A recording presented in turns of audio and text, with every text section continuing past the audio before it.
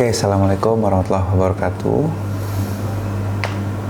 Kali ini lanjut lagi ngomongin soal hipotesis ya. Tapi kali ini mau cerita aja sebetulnya.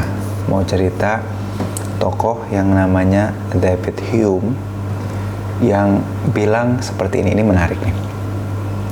Jadi David Hume tuh bilang kayak gini, ada tokoh filsuf yang bilang kalimat seperti ini.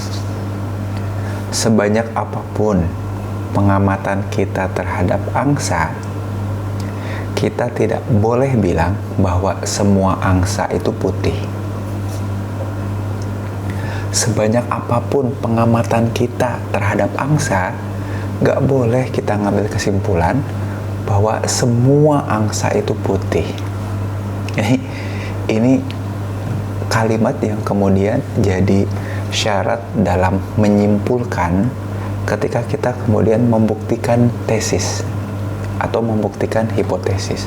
Jadi sebanyak apapun pengalaman kita mengamati semua jenis angsa, gak boleh kemudian kita menyimpulkan cepat-cepat bahwa semua angsa itu putih. Walaupun yang kita lihat memang, jadi kita melakukan pengamatan terhadap angsa sebanyak misalkan udah 1000 kali kita ketemu angsa, sebanyak 1000-1000-nya itu semuanya putih. Gak boleh kita ngambil kesimpulan bahwa semua angsa itu putih. Nah, kalau kata David Hume kayak gitu. Jadi walaupun kita kemudian banyak mengamati, sering melihat angsa, dan selama kebanyakan pengamatan itu bahwa angsa itu putih, kita nggak boleh bilang bahwa semua angsa itu putih, nggak boleh. Nah, tapi kalau kata David Hume kayak gini, tapi sekalinya kita ketemu angsa hitam, maka sudah bisa memastikan bahwa pernyataan semua angsa itu putih salah. Ulangi lagi ya. Sebanyak apapun pengamatan kita terhadap angsa putih, kita nggak boleh bilang kalau semua angsa itu putih, nggak boleh.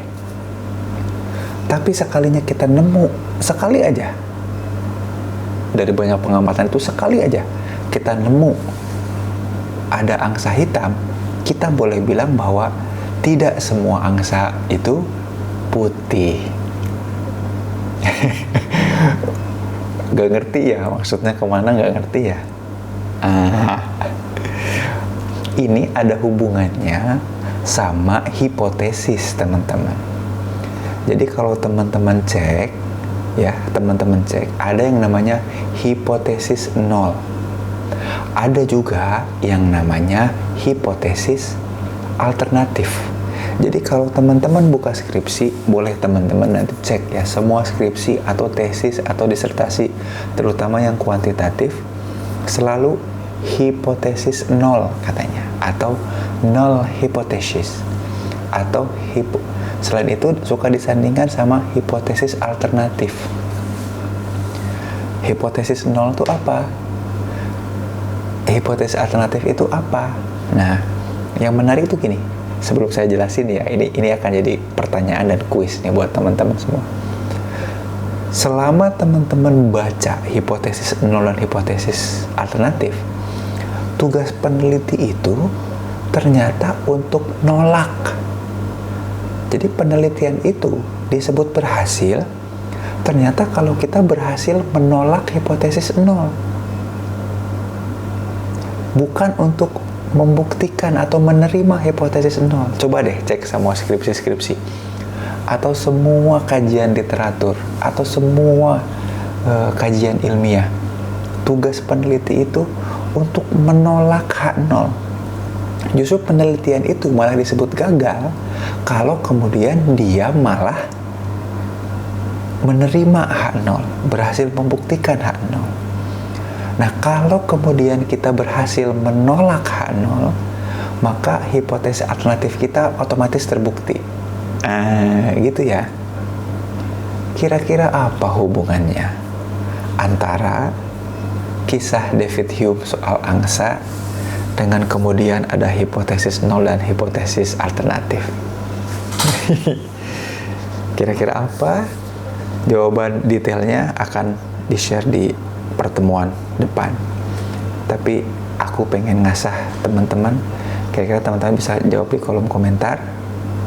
Atau buat teman-teman yang di kelas mata kuliah logika berpikir ilmiah akan jadi pertanyaan di GIVO. Hahaha. Rasakan itu ya.